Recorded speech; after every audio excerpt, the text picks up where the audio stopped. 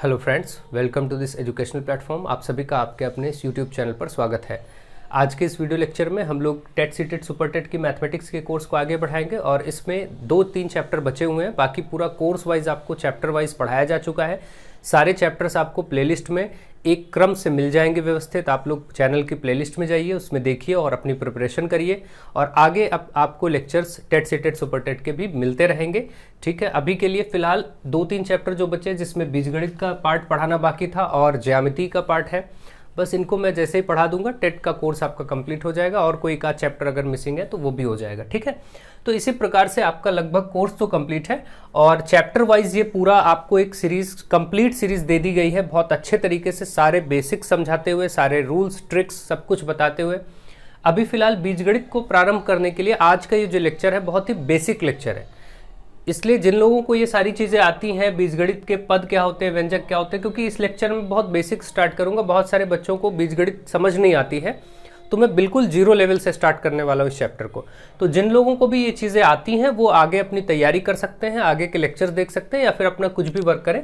फिलहाल के लिए यहाँ पर आज का लेक्चर बहुत ही बेसिक होने वाला है। सारे बेसिक समझाए जाएंगे, इवन उनको जोड़ना घटाना सारी चीज़ें सिखाई जाएंगी।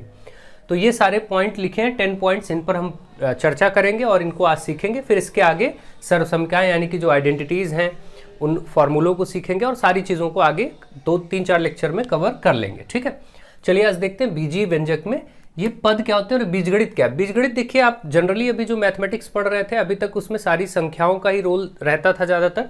अब आप बीजगणित में देखेंगे कि नंबर्स के साथ साथ अल्फ़ाबेट्स भी होंगे। ठीक है, नंबर प्लस अल्फ़ाबेट दोनों का combined form, number plus alphabet. ठीक है, ठीक। तो नंबर्स में जैसे आप जानते ही हैं 1 2 3 4 इस तरीके से जितने भी नंबर्स हैं, और इधर आपका ABCD अल्फ़ाबेट्स आएंगे, है ना, जिसमें XYZ ये सब आगे। तो आपको ये मालूम है कि हम इनका जब कंबाइंड फॉर्म स्टडी करते हैं तो वो बीजगणित में होता है। जैसे कोई भी पद है, अगर सपोज कोई पद लिखा है, फॉर एग्जाम्पल लिखा है 7x। ठीक है, ये एक पद है किसका, x का। इसी को बोला जाएगा कि ये पद है x का, पद यानी टर्म। ठीक है, ये टर्म है कोई किसका, x का। तो x का कोई पद है जिसमें दो चीजें आपको कंबाइंड फॉर्म में दिख रही हैं, 7 और x। इसको पढ़ते हैं 7x। तो 7 क्या है, 7 एक न्यूमेरिक वैल्यू है, नंबर वैल्यू है। ठीक है, तो ये एक नंबर है आप देख रहे हैं, और ये वाला एक अल्फाबेट है ना। तो इस तरीके के कॉम्बिनेशन को स्टडी करेंगे, प्लस माइनस मल्टीप्लाई डिवाइड के साथ जो चीज़ें हम सीखेंगे वो सारी जो ऑपरेशंस होंगे, संक्रियाएं होंगी, वो सब हम बीजगणित के अंतर्गत सीखेंगे। ठीक है, तो आई होप आप ये समझ गए कि बीजगणित क्या है और बीजगणित में क्या हमको पढ़ना है, क्या सीखना है।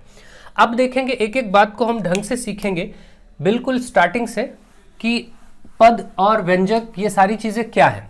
अब आप देखिए ध्यान से, इसमें जैसे मैंने 7x एग्जाम्पल के लिए लिया, तो इसमें आप देखिए दो चीज़ें दिख रही हैं आपको, एक नंबर और एक अल्फ़ाबेट यानी कि अक्षर। ये जो अक्षर है इसको क्या बोलते हैं और ये जो नंबर है इसको क्या बोलते हैं।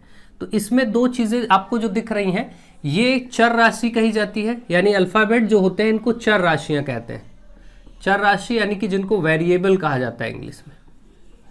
और ये जो 7 1 2 3 4 जो भी नंबर लिखा होता है, कोई भी नंबर लिखा है, वो एक अचर राशि। अचर मतलब जो बदले ना, और चर मतलब जो बदल सके, तो अचर राशि। ऐसा क्यों होता है आप खुद ही सोचिए। जैसे आपको मालूम है कि ये कोई 2x 3x ऐसा लिखा है, इसकी वैल्यू कुछ भी हो सकती है, डिपेंड करता है इस चर वैल्यू पे क्या रख रहे हैं। जैसे 1 रख रहे हैं तो 3 कम 3, x की जगह हम 2 रख रहे हैं तो 3 दूनी 6, x की जगह 3 रख रहे हैं तो 3 3 9। आप देख रहे हैं कि जैसे जैसे चर का मान बदलता जा रहा है वैसे वैसे इस पूरे होल वैल्यू भी चेंज होती जा रही है, यानी टोटल वैल्यू भी बदलती जा रही है। तो इसका मतलब ये जो वैल्यू होती है ये चर राशि होती है। चर का मतलब वेरिएबल, जो वैरी करे, वैरी करना मतलब बदलना। ठीक है, तो और यहाँ पर देखिए नंबर का फर्क नहीं पड़ रहा है, इस वाली चीज को देखिए 3 का 3 ही रख रहा है, इधर हम वैल्यू को बदल रहे हैं, टोटल वैल्यू चेंज हो रही है। ठीक, क्योंकि 3 को तो बदल नहीं सकते, 3 इटसेल्फ 3 है। यानी कोई संख्या 5 है तो वो 5 ही रहेगी, 6 है तो 6 ही रहेगी। यानी हम XYZ जो ये सब यूज होते हैं इनको चर राशियां कहते हैं, जो भी अल्फाबेट्स हैं, और जो नंबर्स हैं वो अचर राशियां। अचर मतलब जो बदले ना, जो फिक्स रहे, जो कांस्टेंट है, इसीलिए इनको कांस्टेंट कहा जाता है। कांस्टेंट का मतलब ही होता है विच इज फिक्स्ड, जो फिक्स्ड वैल्यू, जो चेंज ना हो। ठीक है, तो आई होप आप ये समझ गए कि चर और अचर राशि क्या है। चर और अचर क्या है, जो अल्फाबेट्स हैं वो चर राशियां हैं और जो नंबर्स के रूप में होंगे वो अचर राशियां। ठीक, तो आपने देखा कि 7x एक पद है, 7x कंप्लीट अगर देखें तो एक पद है x का पद, ऐसे बोल सकते हैं कि ये x का पद है। ठीक, ऐसे ही अगर लिखा हुआ 5y तो ये y का पद हुआ। ऐसे ही अगर लिखा है कहीं 3x स्क्वायर तो ये पद x स्क्वायर का कहा जाएगा कि ये 3x स्क्वायर क्या x स्क्वायर का पद है। ऐसे ही अगर कहीं आपका लिखा है 7/5 z की पावर 3 तो ये z क्यूब का पद है। ये पूरा संख्या एक ही संख्या को रिप्रेजेंट करती है, ध्यान रखिएगा। जब तक प्लस या माइनस से चीजें अलग ना हो, जोड़े घटे ना, तब तक वो एक ही संख्या मानी जाएगी। जैसे अगर हम एक 1/3 और x की पावर 4 लिखा है तो ये पूरा एक संख्या और ये x की पावर 4 का पद है, x की घात 4 का पद है। ठीक है, -2/3 और यहाँ p लिखा है तो ये p का पद है। ठीक है, इसी तरीके से माइनस का 6p लिखा है तो ये p का पद है, p स्क्वायर लिखा है तो इसको कहेंगे p स्क्वायर का पद है। ठीक है, तो ये सारे जो आपके सामने टर्म है ये सब अलग अलग किसी भी अल्फाबेट के साथ हो कोई दिक्कत नहीं है। जैसे कहीं लिखा है 3a स्क्वायर तो ये a का पद है, 2b क्यूब तो ये b क्यूब का पद है। ठीक है, इसी प्रकार से आपको बेसिक चीज़ों को समझना है, ध्यान दीजिएगा। अगर आप ध्यान देंगे तो मैं एकदम स्टार्टिंग से समझा रहा हूँ, आपको एक एक चीज़ समझ में आएगी और बीजगणित जिन लोगों को समझ नहीं आती थी वो अच्छे से समझ पाएंगे। तो अभी आपने देखा कि पद क्या है, पद आपने समझ लिया, उसमें से चर और अचर राशियों को भी समझ लिया। ठीक है, अब आता है व्यंजक क्या है। जब पदों के मेल से व्यंजक बनता है, पदों के संयोग या मेल से व्यंजक बनता है, व्यंजक प्राप्त होता है। ठीक है, यानी कि जब पद मिलते हैं, जैसे मान लीजिए एक पद है 2x, इसमें जोड़ दे 3y, इसमें जोड़ दे कुछ भी 7z, इस तरीके से आपने देखा कि इसमें हमने 3 पद ऐड कर दिए, एक x का, एक y का, एक z का, 3 पदों का संयुक्त रूप ये जो दिख रहा है इसी को व्यंजक कहा जाएगा।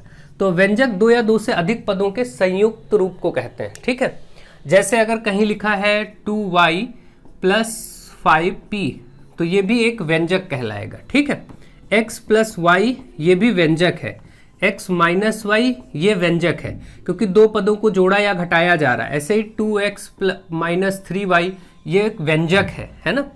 x² + 5 ये एक व्यंजक है। इसी तरीके से कुछ भी y की घात 3 - 7z मान लीजिए ये भी व्यंजक है। तो आप देख रहे हैं कि व्यंजक में 2 या 2 से अधिक पदों को जोड़ा या घटाया जा सकता है। जैसे कहीं पर लिखा है 6p - 2x + 5q, ये देखिए ये एक व्यंजक है। कुछ भी लिखा हो, जब 2 या 2 से अधिक कोई भी पद आपस में जोड़े या घटाए गए होंगे तो वो संपूर्ण जो बना वो मिल करके एक व्यंजक कहलाएगा। ठीक, तो आई होप आप समझ गए कि व्यंजक क्या है। इसको इंग्लिश में अल्जेब्रिक एक्सप्रेशन कहते हैं। ये जो व्यंजक वर्ड है इसको एक्सप्रेशन कहते हैं। ठीक, और बीजगणितीय व्यंजक, तो बीजगणित को अलजेब्रा कहते हैं। बीजगणित को आप जानते हैं कि इसको अलजेब्रा कहा जाता है, तो अल्जेब्रिक एक्सप्रेशन कह दिया जाएगा, है ना। तो अब ऐसे जनरली बीजगणित को केवल अलजेब्रा बोलेंगे। ठीक है, तो आप अच्छे से ये चीज़ें समझ गए कि कैसे इन चीज़ों को हम पढ़ते हैं, लिखते हैं और ये व्यंजक क्या है और पद क्या है। तो आई होप आप अच्छे से समझ चुके होंगे। अगर मैं आपसे कहूँ कि ये 2x² - 5/3 y ये एक व्यंजक है, बिल्कुल व्यंजक है। किन किन पदों के संयोग से बना है, तो 2x² और ये 2 पद है। इनके पद अलग अलग बोलने हो तो एक पद है इसका 2x² और एक पद है -5/3y। ये 2 पदों के संयोग से, मिलाने से, बीच में प्लस कर देंगे तो प्लस माइनस माइनस ही हो जाएगा और ये एक्सप्रेशन बन करके आ जाएगा। ठीक है, तो आई थिंक आप बहुत अच्छे से समझ रहे हैं कि ये व्यंजक कैसे बनते हैं और क्या है। ठीक, चलिए आगे बढ़ते हैं। नेक्स्ट, व्यंजक क्या है आप समझ गए। पद के गुणांक, देखिए पद के गुणांक, गुणांक वर्ड जो है इसको इंग्लिश में बोलते हैं कोफिशिएंट, ये बोलते हैं कोफिशिएंट। तो कोफिशिएंट कैसे फाइंड करते हैं, यानी गुणांक। गुणांक वर्ड से ही पता चल रहा है जो अंक गुणा किया गया हो, गुणा का अंक, गुणांक। जैसे 3x में x का गुणांक, जैसे एक पद है 3x और कहा जाए इसमें x का गुणांक बताइए, तो आपको मालूम ही है कि 3x के बीच में 3 गुणे x होता है, इसको गुणा ही मानते हैं। तो x का गुणांक क्या है 3, है ना। तो x का गुणांक कितना हुआ 3। अब अगर आपसे कोई कहे 5xy लिखा है, इसमें आपसे कहा जाए xy का गुणांक बताइए, तो आप जान रहे हैं कि xy के साथ ये 5 ही गुणा है, xy को रोक लीजिए, बाकी गुणांक हो जाएगा। अब ऐसे ही गुणांक को ध्यान से समझिए। मान लीजिए लिखा हुआ है 2x² y और आपसे कोई कहे कि x² का गुणांक बताइए, तो ये सारी चीज़ें तीनों ये जो कुछ भी लिखा है 2x² y, इसको आप एक्सप्रेस करेंगे, पूरा ओपन करेंगे तो 2 गुणे x पर स्क्वायर मतलब x गुणे x, 2 बार x माना जाएगा और 1 बार ये y, इसको ये विस्तारित रूप में मानेंगे। तो अब अगर 2x² में x² का गुणांक पूछ रहा है तो x² को रोक लीजिए, बाकी जो बचा वही इसका गुणांक होगा, मतलब 2 और y। ठीक है, ये x² रुक जाएगा, 2 और y इसका गुणांक होगा। अगर मैं कहूं कि ऐसे ही इसमें केवल x का गुणांक, इसी में 2x² में ही 2 चीजें मैं बोलता हूं, एक तो x² का था, मैं कहूं x का गुणांक, तो आप x का गुणांक इसमें कैसे बताएंगे। देखिए इसमें केवल एक x रोकिए, यहां पर एक्सपेंडेड फॉर्म में जो ओपन करके लिखा है x रोकिए तो बचेगा क्या 2x और y, तो यहां पर आप बोल देंगे 2xy। ठीक, ऐसे मैं बोलता हूं -8yxy², ये एक टर्म है, इसमें मैं आपसे कहूं कि भाई y² का गुणांक बताओ, y² का गुणांक, तो y² रोक दीजिए, -8x, ये बचा यही हो जाएगा -8x। अगर मैं कहता इसी में कि -8 का गुणांक बताओ, -8 का, तो -8 रोक दीजिए। अगर मैं बोलता कि -8 का बताओ तो आप इसको रोक दीजिए, बचा क्या, बचा आपके सामने xy², तो इसका गुणांक हो जाएगा x²। तो ऐसे ही आपको समझना है गुणांक क्या होता है। तो आई थिंक अब आप समझ गए होंगे गुणांक क्या है। ऐसे ही -7/11 xy⁻³ x² y⁻3। चलिए ऐसे दे रहा हूं। अब मैं अगर कहता हूं इसमें x और y का गुणांक बताओ, तो आपको xy का गुणांक बताने के लिए एक x हटाना पड़ेगा, तो एक x बचेगा, एक y भी हटाना पड़ेगा, क्योंकि जो जिसका गुणांक बताना वो रोक दीजिए, एक y भी हटाएंगे तो y 2 बचेंगे। तो अब आप देख रहे हैं ये चीज आपका जितना बचा -7/11 xy², मतलब जो बताना था वो हटा दीजिए, बाकी जो बचा वो गुणांक हो गया। ठीक है, तो इस प्रकार से मुझे आशा है आप समझ गए होंगे कि गुणांक कैसे फाइंड करते हैं। इतनी देर में आपको गुणांक की समझ हो गई होगी। ठीक है, अगर कभी गुणांकों पर आधारित प्रश्न बन जाए तो आप आराम से उसको बता पाएंगे। ठीक है, चलिए नेक्स्ट, अगला है सजातीय और विजातीय पद। अब सजातीय और विजातीय पद जो वर्ड आया, सजातीय को कहते हैं, सजातीय पद को बोलते हैं लाइक टर्म, जिसको समान पद भी कहा जा सकता है। ठीक, इसका एक नाम समान पद भी है। और ऐसे ही एक वर्ड आप देख रहे हैं विजातीय पद, जिसको अनलाइक टर्म बोलेंगे, और जिसको असमान पद भी कह सकते हैं। अब आप देखिए नाम से ही क्लियर है, समान प्रकार के। हमेशा बीजगणित में समान पदों को ही आपस में जोड़ा या घटाया जा सकता है, असमान पदों को आपस में जोड़ा या घटाया नहीं जा सकता, ये बात ध्यान रखिए। जैसे अगर लिखा हुआ है x, तो x का पद ही x में जुड़ेगा। ठीक है, जैसे अब मैं कुछ समान पद या सजातीय पद लिखता हूं, अब चलिए, या फिर मैं कुछ पदों को लिखता हूं और आप उसमें बताइए कि सजातीय पद क्या है। जैसे x 2x -3y 5z 11x² 7y² -7x -5y।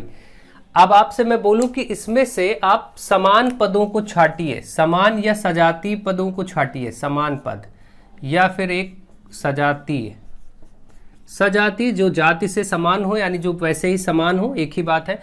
सजातीय पदों को छाटिए, तो जो जितने भी x वाले पद होंगे, देखिए x का ये पद किसका होगा, x का ही पद कहलाएगा। भले ही 2x है, 2 बार x है, 2x है, लेकिन कहलाएगा x का ही पद, तो ये भी सजातीय, ये भी सजातीय। y और x सजातीय नहीं होंगे क्योंकि ये अलग हो गया, ये y का पद हो गया, ये z का पद हो गया, ये भी, ये x²। अब क्या आपको लगता है कि x² और x एक ही बात है? नहीं, x का पद x में ही रहेगा, वो 2x 3x 5x -6x minus plus कुछ भी हो, लेकिन ये अलग चीज़ है और ये x square, 2x square, 3x square, ये सब अलग चीज़ें हैं। ठीक, ये पद अलग है, ये पद अलग है। यानी कि आप ये ध्यान रखेंगे ये कभी समान नहीं होंगे। ऐसा नहीं कि आप x देख के और समान बोल दे, नहीं, x वाला x के ही समान कहलाएगा, x स्क्वायर वाला x स्क्वायर के, x की घात 3 वाला x की घात 3 के। यानी कि x वाले ही x वाले में जोड़े घटाए जा सकते हैं, x स्क्वायर वाले ही x स्क्वायर में जोड़े घटाए जा सकते हैं। नियम यही है कि सजातीय या समान पदों को ही आपस में जोड़ा या घटाया जा सकता है। अब आप देखिए यहाँ से ये x सजाती है, 2x सजाती है, ये नहीं है, यहाँ से यहाँ देखिए फिर ये माइनस का 7x सजाती है, और बस। तो ये आपके सजातीय पद हो गए। ठीक है, ये पद आपके सजातीय पद हो गए। ओके, और इसी तरीके से अगर अलग कुछ हम और देखें, यहाँ से एग्जांपल्स लेते हैं। फॉर एग्जांपल 2x माइनस का 5y, ये दोनों कैसे पद हैं? ये विजातीय पद, क्योंकि एक x का पद है और एक y का पद है। ठीक है, तो ये दोनों असमान पद है या विजातीय पद है या अनलाइक टर्म्स है। इसी तरीके से जैसे 3z 5z ये सजाती हुए, लेकिन 3z और 5z स्क्वायर में पूछे तो ये विजाती हो गए। ये दोनों क्या हो गए? विजाती हो गए, अनलाइक टर्म्स हो गए, एक z का पद और एक z स्क्वायर का पद। ठीक है, तो इस प्रकार से सजाती और विजाती भी आप समझ गए होंगे। आई थिंक अब आप अच्छे से चीज़ों को समझ गए होंगे कि ये क्या होते हैं। ठीक है, बाकी पहले से आपको अच्छे से ये सब चीज़ें आती हैं, लेकिन मैं प्रयास कर रहा हूँ कि सारे बेसिक्स को एक साथ लेकर के चलूँ। नेक्स्ट, व्यंजकों की डिग्री। डिग्री क्या होती है? कोई भी व्यंजक लिखा हो, जैसे ये लिखा है x square plus 5x plus 6 एक व्यंजक है, इसकी डिग्री बतानी है। तो इस व्यंजक में x के पदों में ये व्यंजक है, इसमें x की सबसे बड़ी घात, x की सबसे बड़ी घात या पावर, वही डिग्री होगी। तो सबसे बड़ी देखिए x पर यहाँ कुछ नहीं तो घात 1 माना जाएगा, यहाँ पर 2 है, तो इसका मतलब इस व्यंजक की जो डिग्री है वो 2 कहलाएगी।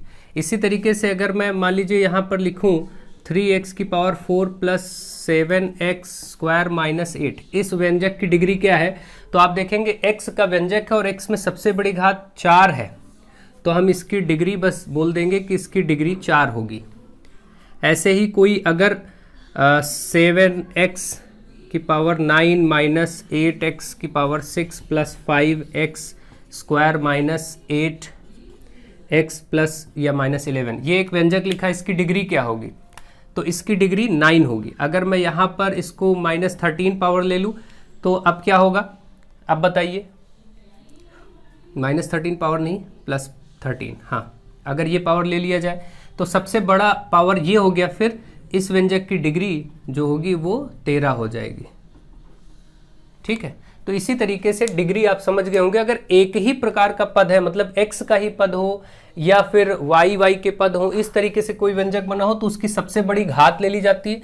और एक और चीज़ मैं समझा दूं डिग्री के लिए, अगर कभी डिग्री बतानी हो और आपको इस तरीके से लिखा हो 2 मान लो x square y plus 3y square z, ऐसे लिखा हो,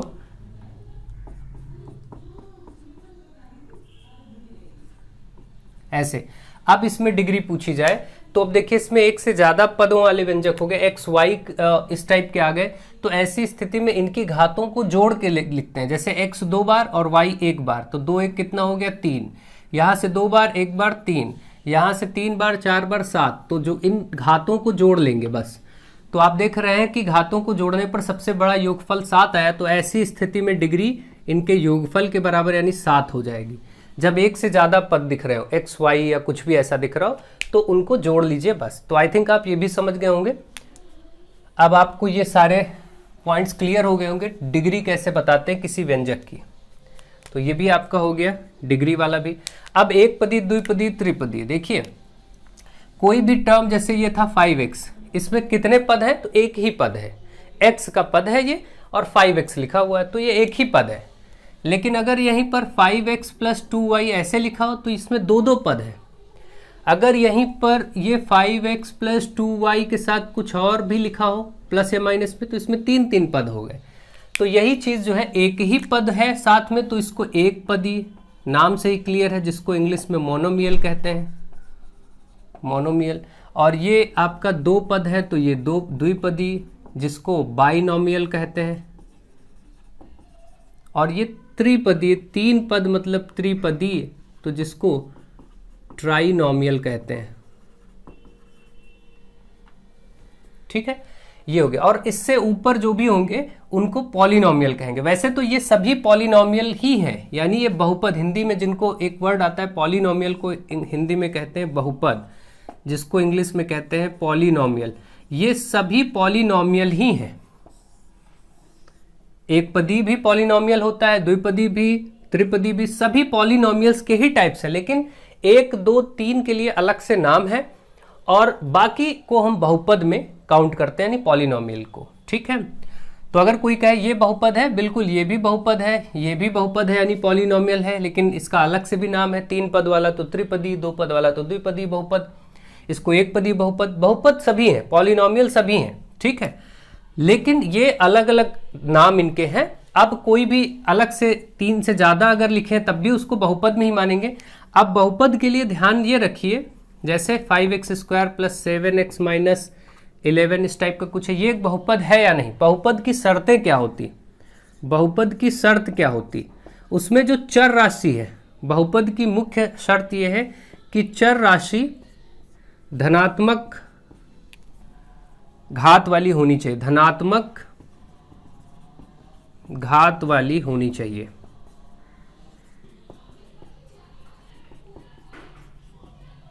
धनात्मक घात वाला पूर्णांक होना चाहिए, धनात्मक घात वाला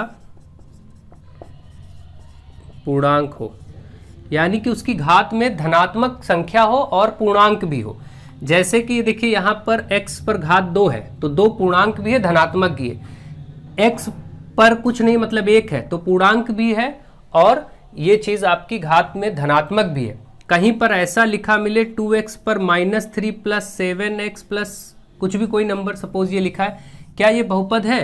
तो ये बहुपद नहीं है, क्योंकि यहाँ पर आप देख रहे हैं 1 पर घात कैसी हो गई, ऋणात्मक, और घात कभी ऋणात्मक नहीं होनी चाहिए। किसी भी पॉलिनोमियल के लिए शर्त है कि उसकी जो घात हो वो पूर्ण संख्या पूर्णांक हो और धनात्मक पूर्णांक हो। ठीक है, अगर कभी ऐसे कोई फॉर एग्जांपल ये 7x पर पावर 3 माइनस यहाँ पर मान लीजिए 11x पर 5/2 माइनस का चलिए 8 कुछ ऐसे लिखा है, तो क्या ये बहुपद है? नहीं, क्योंकि यहाँ पर जो x की घात दिख रही है ये भिन्नात्मक हो गई, भिन्न के रूप में, जो कि पूर्णांक नहीं है। पूर्णांक मतलब कि पूरा अंक 1 2 3 4 5 6 7 8 इसमें से कोई अंक, वो भी धनात्मक, ऋणात्मक नहीं। आपसे मैं पूछूं कि अगर कोई, हाँ और एक चीज ध्यान रखिए, अगर x कहीं रूट में, स्क्वायर रूट में या क्यूब रूट में हो तो भी वो पूर्णांक नहीं होगा। जैसे मैं आपसे पूछूं कि 2x² + 5√x - 6 ये क्या बहुपद है?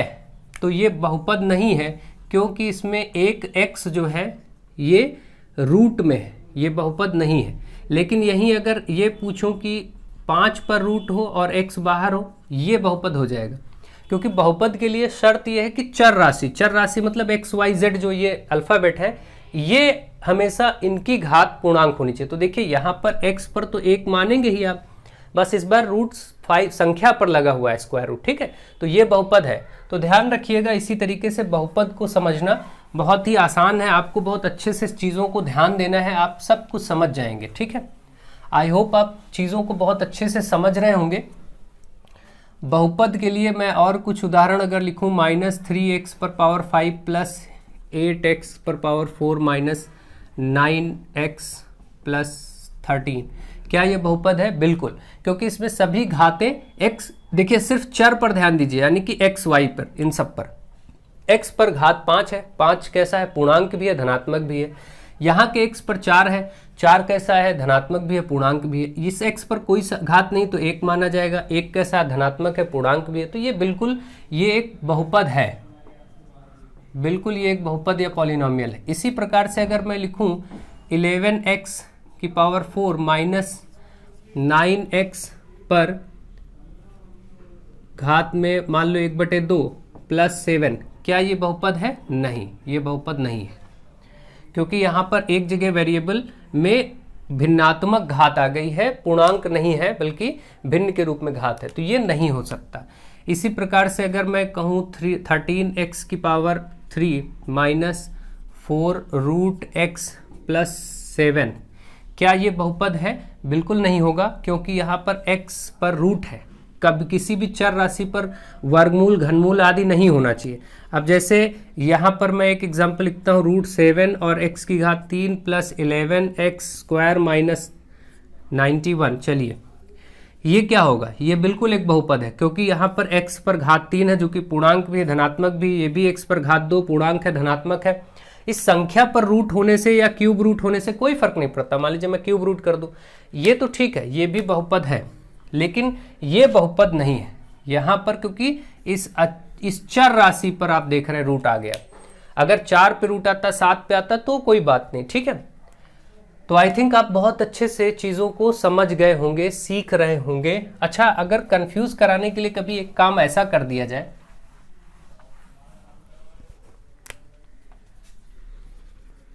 2x² प्लस 5√x² माइनस 9, क्या ये बहुपद है? तो अब आप सोच के बताइए। तो आप देखेंगे कि x² पर रूट लगा है, लेकिन आप ये भी तो जानते हैं कि रूट के अंदर अगर कोई संख्या वर्ग में हो, जैसे ये है, तो इसका मतलब इसका आंसर 3 ही आ जाता है। तो ऐसे रूट में अगर x² है तो इसका आंसर x आ जाएगा। यह वास्तव में रूट रही है ही नहीं, सिर्फ कंफ्यूज किया गया है। तो इसको आप मान के चलिए, ये रूट और स्क्वायर आपस में हमेशा हट जाता है, तो 5x ही लिखा है, यानी ये बहुपद है। अगर इसको पूछे तो ये बहुपद है। ये कंफ्यूज कराने के लिए ऐसा अगर किया जाए तो आप अच्छे से समझ जाइएगा, ठीक है। तो ये आपको बहुपद समझने में मुझे लग रहा है कि आसानी हो रही होगी, और चीज़ों को आप अच्छे से समझ पा रहे होंगे कि कोई बहुपद है या नहीं है, उसको कैसे समझना है। नेक्स्ट ये हो गया, और अब आ गया व्यंजकों का जोड़ना घटाना। अब आपको मैंने बता दिया कि समान प्रकार के पद ही आपस में जोड़े या घटाए जा सकते हैं। जैसे मैं एक एग्जांपल लेता हूं कि आप 2x प्लस 5y, ये एक व्यंजक है, और इसमें 3x प्लस 7y को जोड़िए। अगर मान लीजिए मैं इन दो व्यंजकों को जोड़ने के लिए कहता हूँ, प्लस करने के लिए, तो ऐसे प्लस लगाएंगे। अब देखिए, जोड़ने का नियम ये होता है कि समान प्रकार, यानी x वाले में x वाला जुड़ेगा, तो 2x और 3x, कितने x हो गए? 5x। y वाले में y वाला ही जुड़ेगा, तो 5y और 7y मिलकर के कितना हो जाएगा? प्लस तो है सब 12y। ये आंसर हो गया जोड़ करके। अगर कभी ऐसा मिले कि x और y को जोड़िए, x और y को जोड़िए, तो ये अलग है, ये अलग पद है, ये कभी जुड़ नहीं सकते। तो इसके लिए आप केवल x प्लस y लगा के छोड़ देंगे, बस। अगर कहा जाए x और y को घटाइए, तो ये कभी नहीं घटाए जा सकते, क्योंकि ये असमान पद है या विजातीय पद है, अनलाइक टर्म्स है। तो इसके लिए बस रिप्रेजेंटेशन साइन लगा के छोड़ दीजिए, x माइनस वाई, इनको नहीं। लेकिन अगर यही होता है 1x में ऐसे 2x जोड़िए, तो 2x 1x मिलके 3x जुड़ जाता है। 1 या 2y में 5y जोड़िए, तो बिल्कुल 5y 2y मिलके 7y हो जाएगा, ये जुड़ जाएंगे, क्योंकि ये समान पद है। लेकिन कभी भी आप सोचिए कि ऐसे 2y में 3x जोड़ दें, तो ये पॉसिबल नहीं, क्योंकि ये x का पद है, ये y का पद, इसके लिए केवल प्लस लगा के छोड़ देंगे। ऐसा नहीं कि आप 5xy बोल दें, है ना, ऐसा नहीं है, ये जुड़ ही नहीं सकते, 5xy नहीं हो सकता। 2 3 5 xy जोड़ के नहीं लिख सकते कभी भी, क्योंकि ये y का पद है, ये x का पद है, और ये दोनों अलग अलग पद हुए, अनलाइक टर्म्स हुए, जिनको विजातीय पद कहते हैं। कभी भी विजातीय पद आपस में नहीं जुड़ते। ध्यान रखें, केवल सजातीय पद, समान जाति वाले सजातीय पद ही आपस में जोड़े या घटाए जा सकते हैं, आपस में जोड़े या घटाए जा सकते हैं, ध्यान रखिएगा। सजाती का मतलब आपको पता ही दिया मैंने, जिनको समान पद भी कहते हैं या लाइक टर्म, है ना, एक जैसे। यानी कि अगर मैं भाई आपसे एक दो उदाहरण और लूं कि आप भाई x² में x को जोड़ सकते हैं, नहीं जोड़ सकते, क्योंकि x² का पद अलग हुआ, x का पद अलग हुआ, मैंने भी स्टार्टिंग में बता दिया। x² में लेकिन यही x² दोनों होते, अब जुड़ जाएगा x² एक बार, x² एक बार, मिलके 2 बार x² हो गया। ऐसे ही अगर 3x² में 2x² घटाना हो, तो 3x² से 2x² हट जाएंगे, तो केवल 1x² बचेगा, ये हो जाएगा। ठीक। लेकिन कभी भी आपसे ऐसे कहा जाए कि 5x² में x को घटा दीजिए, आप पॉसिबल नहीं, इसको ऐसे ही लिखा छोड़ देंगे, ये घटा ही नहीं सकते, क्योंकि आप बोलेंगे ये समान पद नहीं है, यहाँ पर x² का पद चल रहा है और ये x का पद है। ठीक। लेकिन जैसे ही यहाँ पर भी x² हो जाएगा, अब 5x² में एक x² घट जाएगा और आंसर आएगा 4x²। ठीक। तो आई थिंक आप समझ गए होंगे कि कैसे इन व्यंजकों को जोड़ा या घटाया जाता है। तो आगे जब प्रश्न मिलेंगे तो हम लोग ऐसे ही इनको करेंगे, समझेंगे, सीखेंगे और देखेंगे। बहुत ही बेसिक से चीज़ों को मैं बता रहा हूँ, आप लोग समझिए, सीखिए और समझिए। देखिए, मान लेते हैं एक उदाहरण ले लेते हैं कि 2x² माइनस 5x प्लस 7 में जोड़िए में, चलिए घटाइए, और इधर लिख देते हैं 3x² माइनस का 3x माइनस का 3x प्लस का 8। इसको सॉल्व करना, सरल करिए। तो कैसे करेंगे, यहाँ से आप 2x² माइनस 5x प्लस 7 ऐसे रखिए, ये माइनस है तो सारे ब्रैकेट के अंदर के पदों के चिन्हों को बदल देगा, क्योंकि ये माइनस इसके आगे आ जाएगा, ये माइनस माइनस प्लस होता है, आप जानते हैं 3x हो जाएगा, ये माइनस माइनस प्लस होता है, ये 8 हो जाएगा। सारे चिन्हों को इधर बदल दिया। अब आप देख लीजिए x² वाले में x² वाला ही जुड़ेगा या घटेगा। तो ये है 2x² और ये माइनस का 3x²। तो माइनस और प्लस क्या होता है, माइनस माइनस प्लस माइनस होता है।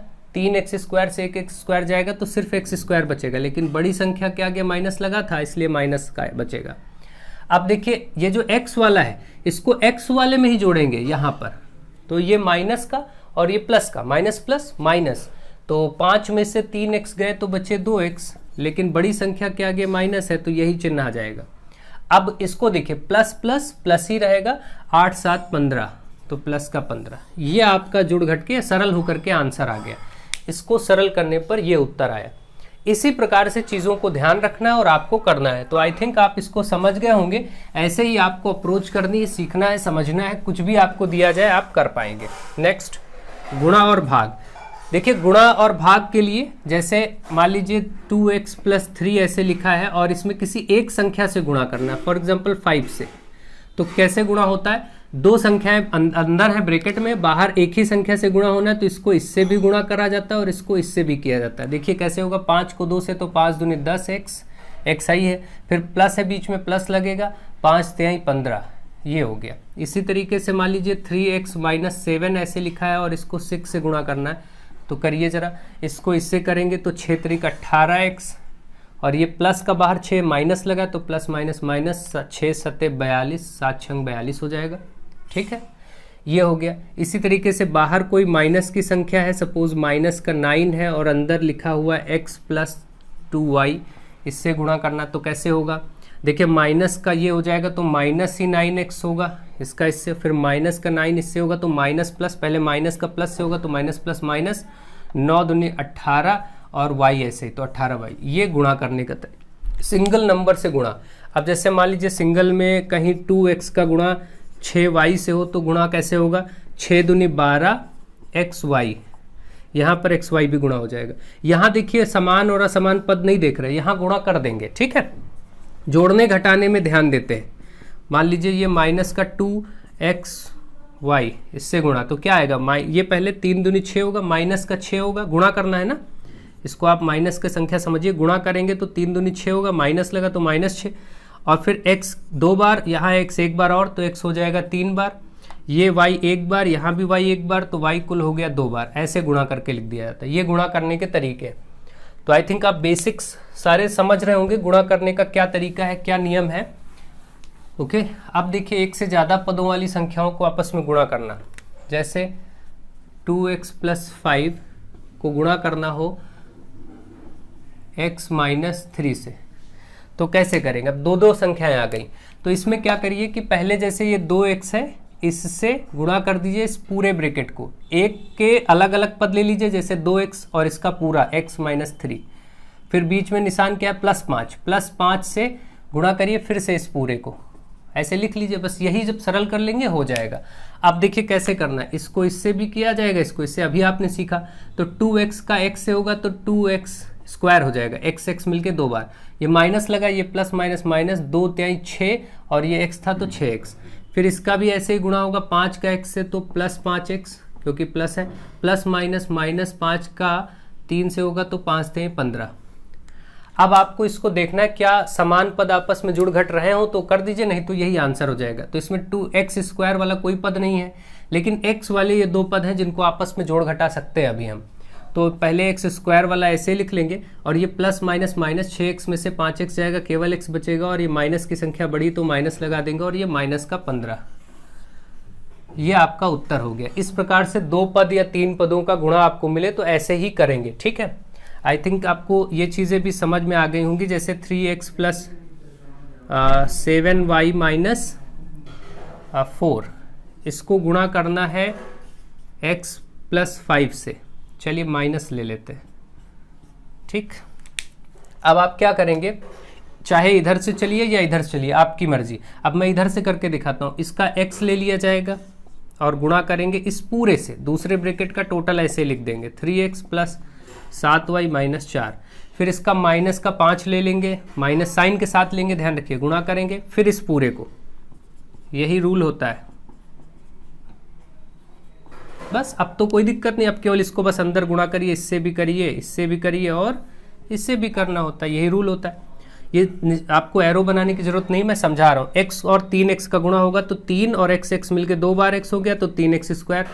फिर ये 7y प्लस 7 y है ये, और x तो 7xy, फिर माइनस का 4x, ये गुणा हो गया। इस 5 से भी इसमें करिए तो माइनस माइनस प्लस माइनस, 5 × 15 और x। फिर इस 5 से इसको भी करिए, माइनस प्लस माइनस, पहले साइन को ही गुणा करिएगा, निशान चिन्हों को, तो 5 × 7 = 35 और ये x, फिर माइनस और माइनस प्लस हो जाएगा, इससे इसका भी गुणा होना है, 5 × 4 = 20, ये गुणा हो गया। अब आप देख लीजिए जो इसमें समान पद हो जुड़ेंगे जोड़ लीजिए, जो ना जुड़े हटा दीजिए। x स्क्वायर वाला इधर और कोई x स्क्वायर वाला नहीं है तो इसको ऐसे ही लिख लीजिए, प्लस xy वाला एक ये है और xy वाला कोई और है ही नहीं, सॉरी यहाँ पर देखिए y था, मैंने x लिख दिया, तो इस जगह पर 5 × 7 = 35, ये वाला y हो जाएगा, ठीक है, ये y हो जाएगा, ओके ठीक है। तो अब आप देखिए y हो गया, तो अब आप देख रहे हैं यहाँ पर xy है और कोई xy नहीं है, ठीक। तो इसको ऐसे ही लिख लीजिए, ये x वाला है और कोई x वाला कहीं आया है, यहीं देख लीजिए 2 x वाले मिल गए, ये जुड़ घट सकते हैं। तो माइनस माइनस प्लस, लेकिन आंसर माइनस में, क्योंकि 2 ऋणात्मक संख्याएं जुड़ती हैं तो माइनस ही रहता है। 15 × 4 = 19 x, और बाकी कुछ मिल नहीं रहा, बाकी सब ऐसे ही है तो ऐसे ही लिख दीजिए। ये देखिए इसमें सारी चीज़ें जोड़ घटा के आपका आंसर आ गया। तो आप ऐसे इसी प्रकार से चीज़ों को समझेंगे, करेंगे और आंसर देंगे, ठीक है। आई होप आप चीज़ों को समझ गए होंगे कि गुणा कैसे करना है। व्यंजकों का गुणा भी आ गया।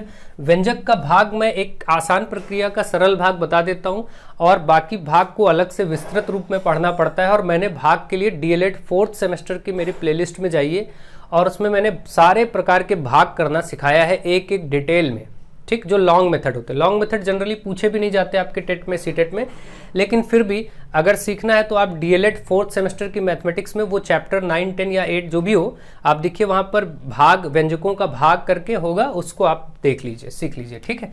तो फिलहाल मैं बेसिक बता देता हूँ भाग क्या है।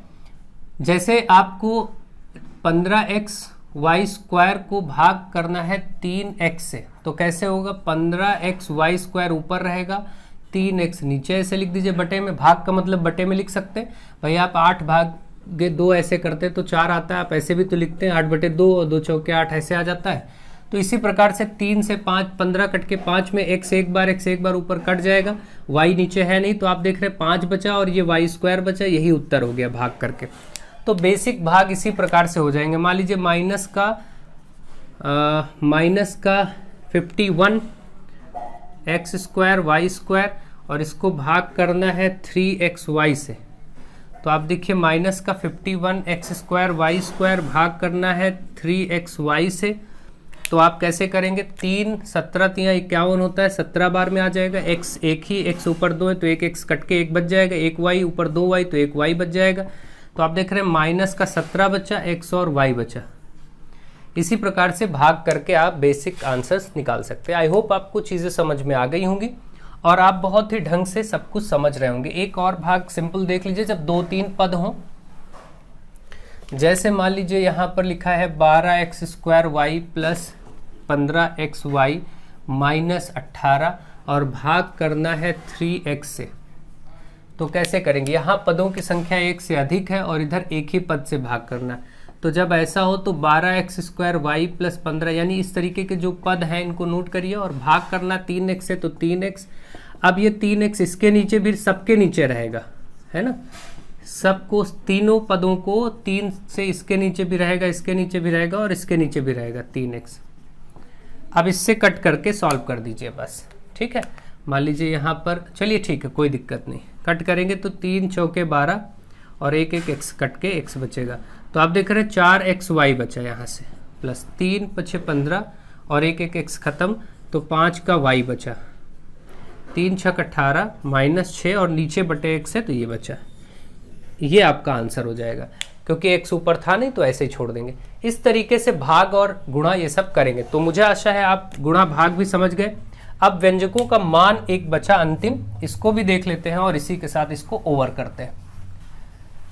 बेसिक सारे आपने सीख लिए हैं। मान लीजिए कि कहीं पर लिखा है 2x प्लस 7y और इसका मान बताना है यदि x बराबर 2 और y बराबर 1 हो, ऐसे दिया। तो x की जगह यहाँ पर 2 गुणे x की जगह 2 रख दीजिए, प्लस ये 7y है तो 7 गुणे y की जगह 1 रख दीजिए। देखिए y की जगह मैंने 1 रख दिया, x की जगह 2 रख दिया, ठीक। इतना काम आपको करना होता है। यहाँ देखिए मैंने x के प्लेस पर 2 रखा है, यहाँ y के प्लेस पर 1 रख दिया। अब 2 दूनी 4 प्लस 7 1 कम 7, अब ये जुड़ जाएंगे तो 7 4 11।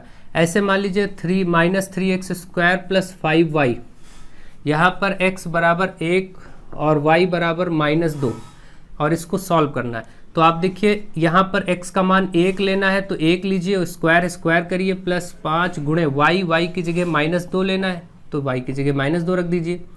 अब देखिए -3 गुणे 1 की घात 2 बार 1 ही आएगा, प्लस प्लस माइनस हो जाएगा, 5 दूनी 10 -3 -10 तो ये आएगा 10 3 13 और माइनस माइनस प्लस होता है लेकिन आंसर माइनस में। जब दो ऋणात्मक संख्या जुड़ती है तो आंसर माइनस में आता है।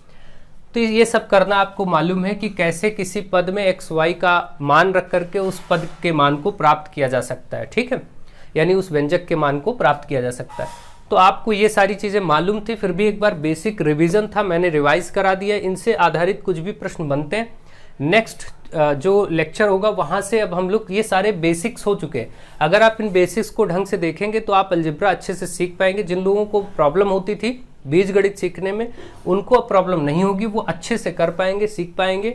और ये बेसिक लेक्चर आज कंप्लीट होता है। इसके साथ अब हम वर्क करेंगे आगे के जो क्वेश्चंस हैं। नेक्स्ट वीडियो में आपको सर्वसमीकाएँ पढ़ाई जाएंगी, a + b का होल स्क्वायर, a - b का होल स्क्वायर, a³ + b³, तमाम तरह की, और उनसे संबंधित देखेंगे। तो इसी तरीके से 3-4 लेक्चर में मैं इसको कंप्लीट कर दूंगा। आई होप आपको ये सब वीडियोस बहुत पसंद आ रहे होंगे। आप लोग ज़्यादा से ज़्यादा शेयर करिए। So thank you to all of you.